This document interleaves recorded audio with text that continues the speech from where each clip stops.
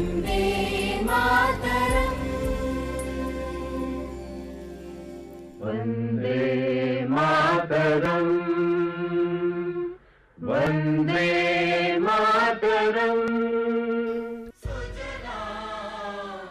वंदे मातरम गीत ने भारत के स्वतंत्रता संग्राम के दौरान देश के जनमानस में राष्ट्रीय भावना जगाने और गुलामी की बेड़ियों को तोड़ने में बेहद महत्वपूर्ण भूमिका निभाई। ये गीत आजादी की लड़ाई में करोड़ों भारतीयों के लिए प्रेरणा का स्रोत था। इसी कारण इसे स्वतंत्र भारत के राष्ट्रीय प्रतीकों में शामिल करने का निर्णय लिया गया। ये वंदे मातरम की लोकप्रियता और सार्वभौमिकता का नतीजा ही था कि जब आजाद भारत में खुद का संविधान बनाने के लिए संविधान सभा का गठन हुआ, तब वंदे मातरम को राष्ट्रगीत के रूप में अपनाने पर संविधान सभा के सभी सदस्य एकमत थे और संविधान सभा के सभी सदस्यों ने सर्वसम्मति से इस प्रस्ताव को स्वीकार किया।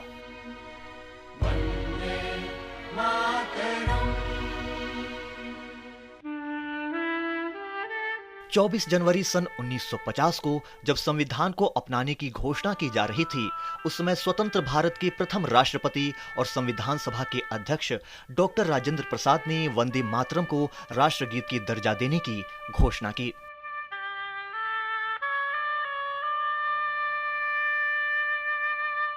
चौबीस जनवरी सन 1950 को संविधान सभा में बोलते हुए डॉक्टर राजेंद्र प्रसाद ने कहा कि वंदे मातरम के गान का, जिसका भारतीय स्वतंत्रता के संग्राम में ऐतिहासिक महत्व रहा है, जनगण मन के समान ही सम्मान किया जाएगा और उसका पद उसके समान ही होगा और दोनों को समान दर्जा प्राप्त होगा।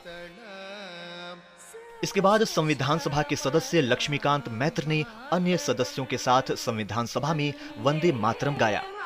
इस दौरान संविधान सभा के सभी सदस्य खड़े रहे।